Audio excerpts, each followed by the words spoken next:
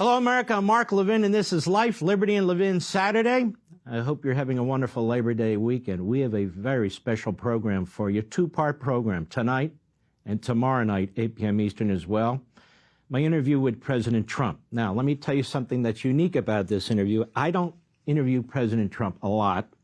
Last time was about a year and a half ago, March 2023.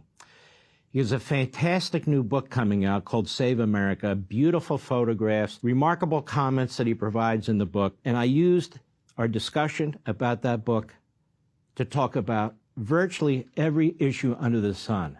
And let me tell you something. President Trump discussed every issue under the sun. He did it substantively. He gives information, much of which is new, his thinking process, aspects of his personal life. I don't believe he's ever done an interview like this. And I think it's very important that you take a look at it tonight and tomorrow night. So we'll have a two-part series here. And the book is called Save America, and you can get it at 45books.com, 45books.com. I hope you'll enjoy it. Go. President Trump, how are you, sir? Thank you very much. Good to see you. Thank you very much. First of all, how are you feeling? I feel good. We're in the midst of a campaign. We have to fight the government and candidates. Nobody's ever had that before. But I feel good. We're doing well. We're leading. We beat Biden by 18 or 20 points, and then he had to get out of the race. And now they gave me a new one. But I think we're doing very well. Nobody's ever had a double. You know, you have to beat one, and when that person doesn't do well, they say, that's all right, we'll take them out. We'll put a new one in. But I think we're doing very well. Hopefully they don't yank her and then put a third one in. You never know. That'll happen, I'm sure. First of all, we're here for a lot of reasons. But one of the reasons is you have a fantastic new book that's coming out. And I'll tell you what's amazing about this book to me as I went through it. And you make your notes, you have comments in your book. The pictures are beautiful. A couple of things. Number one, your attachment to working Americans. There's Hollywood, there's the athletes. You saw the Democrat convention. You had one entertainer after another. Your book is heavy with firefighters, police officers, coal miners, people who drill for oil, truckers, common people. So let me ask you this. You spent most of your life around these people. You were a developer. Wow. You were a builder, electricians, plumbers, construction workers of every kind. You created thousands and thousands of middle-class jobs with pensions, medical insurance, and so forth and so on. Why do you think your opponents get away with claiming to represent the little guy, the middle class, the blue-collar worker, when they have nothing, absolutely nothing to do with them? And you've spent your entire life around them. Well, certainly, I had two opponents. I had Biden, and then he disappeared a couple of weeks ago at their insistence. And we had a debate, and the debate was a good debate. And he was 18 or 20 points down, and they went to see him, and they said, we want you out. You're not going to win.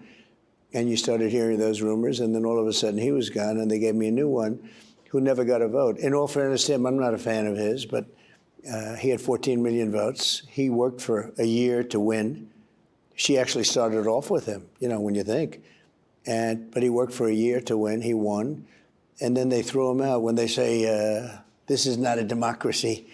Okay, when you think about it, what is that all about? She never got a vote. But regardless, so then they gave me her, and he's a very angry man, but he's gone.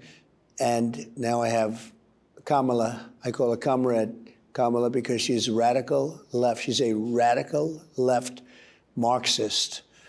And that's what she is. And she'll destroy our country. There's not going to be any fracking in Pennsylvania. And for her whole life, there was none. She fought people like I've never seen anything like it. Look at the way she fought Justice Kavanaugh, the viciousness and the violence. She's a Marxist. She's worse, much higher in the scale than Elizabeth Pocahontas Warren. Elizabeth Warren and Bernie Sanders are not as left as she is, but she's just really out there. Now she's totally changed her whole policies, everything. I mean, she's gone, they call her the greatest flip-flopper because she's gone for I'll never drill for oil to let's put a well on every street. But she won't do that. If she won, she'll never do that. She'll never do that. She'll never do any of the things I saw today she wants to build walls. She fought me for years on the wall. I built hundreds of miles of wall, but she was one of the people that fought me. One of the Democrats, but one of the people. And you look at how she's changed. And it's so phony because, and all of this stuff, with politics, it's usually their first thought, that's where they are. And her first thought is Marxism. She's not going to have walls. She's going to have people. We'll have 100 million people in this country within 4 years if she gets elected. 100 million. They've already allowed 20 million in. I think it's a lot higher than that. And Mark, they come from prisons and jails. There's a slight difference. And they come from mental institutions and insane asylums. And they come also as terrorists at a level that we've never seen before. And they're pouring into the country. We have millions of people coming in, but hundreds of thousands of those people are criminals from Venezuela. They take them off the streets of Caracas and they bring them into our country, and then they announce their crime rate is way down. That's what they've done. Their crime rate is way down now. But they come from Africa, Asia, the Middle East, and from South America. And they're destroying our country. And when you watch her, like at the convention, everything's just peachy-dory. But migrant crime is turning out to be a disaster. Many, many people are killed and raped and mugged and everything else. These are tough people. But they let them out of jails. You take Venezuela. Their crime rate is down at a number they've never had before. They're taking all of their criminals and busing them into the United States of America and dropping them and saying, if you come back, we will kill you. And then I'm supposed to sit and debate this person, and she'll say, oh, no, it's wonderful, it's wonderful. And now she's going around and saying, we had the weakest border in history. She was the border czar. She was put in charge of the border. We had the weakest border in the history of the world, I think. I believe it's not just here, the world. And now she's going around saying, oh, I think I'm going to build a wall. I'm going to build a wall. She fought me for years on the wall. She was on every lawsuit. I had 11 lawsuits. And she was on every one of them. One of the leaders. She's not that much of a leader. But the one thing she is radical left. And she's rated much further left than Bernie Sanders. Bernie Sanders was unelectable, and she's much worse than him. And Biden was just a fake. He wasn't really left. I don't think he really knew what he was, if you want to know the truth, actually, for a long time. But Biden was not real. She's real. She really believes in all this stuff. Defund the police. She wants to defund the police. For years, she said, defund the police. Now, all of a sudden, a little while ago, she goes, no, I don't want to defund the police. She's flip-flopped on every single thing that you could flip-flop, from border strength to defunding and defunding the police, things that you wouldn't believe. She doesn't want to have any fracking. She doesn't want to have oil. She doesn't know how you're going to fire up our plants. How do you fire them up? You don't fire them up with wind, I can tell you that. The wind, let the wind blow. So I think our country's in serious trouble. The good news is I'm leading. I think I'm leading maybe by a lot. Could be a lot more than people think. And historically, I was losing to Hillary, and I ended up winning quite easily. Once people hear, and also they have to look at what we did. We had a great economy. We had no inflation. We rebuilt the military. We defeated ISIS, but I had no new wars. Our country is going to be in World War III. Right now, we don't have a president. We have Biden that just took a vacation in California, came home, was going to go to the office. He decided to go back to Delaware, where he's going to take another vacation. And we have people talking about World War III. And a war like no other, by the way. This would be a war like no other because of the weaponry. So we just have a country that's in such trouble. I know it's close to your heart, but the October 7th attack of Israel would have never happened if I was there. As you know, Iran had no money to give to Hamas and to Hezbollah and all of the other elements of terror, lots of different terms, but they call them elements of terror. That's the new term. But they had no money to do that. During my term, we had no terrorist attacks. Think of it. You didn't have Iran saying they're going to blow up Israel, and you didn't have Putin saying he's going into Ukraine. That would have never happened. Putin going into Ukraine would have never happened. And inflation would have never happened, and Afghanistan would have never happened. I was just with the parents of some of the great heroes from the Afghanistan slaughter. 13 died, many, many horrifically injured. And overall, 400 or 500 people were killed, including both sides, right? Because I like to include both sides.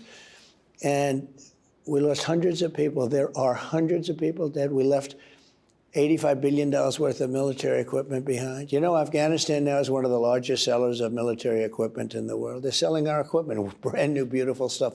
How they put in so much, who would believe it? But we left Americans behind, as you know, and you covered really well, better than anybody. You get it. But that would have never happened. All of these things would have never happened. And now we have a world that it's just blowing up. They asked the Prime Minister of Hungary, as you know who I'm talking about, Viktor Orban. And he's in the book? He's in the book. A lot of these leaders you dealt with are in the book. Many of them are, yeah. But they asked him, what do you think? I mean, why is the world blowing up? Viktor Orban it's strong. They consider him strong. It's a good thing, not a bad thing. Runs a strong country. And he said, bring Trump back and it'll all stop. We had no problem when Trump was president. We had no problem. I would stop wars of two countries that we had nothing to do with a telephone call. I would stop wars with a telephone. And it's very sad. The world is exploding right now. That's what the question to him was. The world is exploding. What's happening? What's the difference? He said, you have to bring Trump back. So we'll see what happens, but we're doing well in the election. Let me follow up with you. In the book, you have some very compelling photos of the border. You spent a lot of time on the border. Yeah. You spent a lot of time working on the border, thinking about the border, litigating to get the money to build the wall on the border, opposition from people like Kamala Harris. She says if this so-called bipartisan bill hits her desk, she will sign it. Not a single Republican in the House supported it. 3 Republicans in the Senate. It was negotiated in secret. She never tells us what's in the bill. Catch and release. Mm-hmm. You put an end to that. That's right. In the bill. It would be a statute. Work permits for illegal aliens. Right. You said, no way. Yep. Taxpayer-funded lawyers for illegal aliens. In the bill. 5,000 illegal aliens a day, 1.8 million a year in 4 years' time. That's a lot of illegal aliens. And it would be much higher than that. And it would be higher because of all the gotaways. Right. Billions to sanctuary cities. Billions to pro-illegal alien NGOs. And Senator Chris Murphy and others said, don't worry, the border's not going to be closed. So she runs around. This is a bigger issue. You say flip-flop. If you're a flip-flopper, you're a liar. You either lied before or you're lying now. She's hiding out from the press. Is she a liar? Is that why she's hiding out from the press? She doesn't want to tell the American people just how radical she actually is? Well, if you look at her campaign, because she campaigned for this office that she seems to be getting now with no votes, and she's getting the nomination with no votes, think of that. And it'll be between 2 people to who wins. And I think we're going to win because I think when people find out they know what I did and they loved it. They had no inflation. We did Space Force. We rebuilt our military. All these things. We got the biggest tax cuts ever in our history. Got the biggest regulation cuts in our history. They know all this stuff. That's good. But they don't know her. Most people don't know her. And she's a Marxist. She's a radical left Marxist. And this country's not ready for that. This country's not. You know, I used to say this country will never be a socialist country.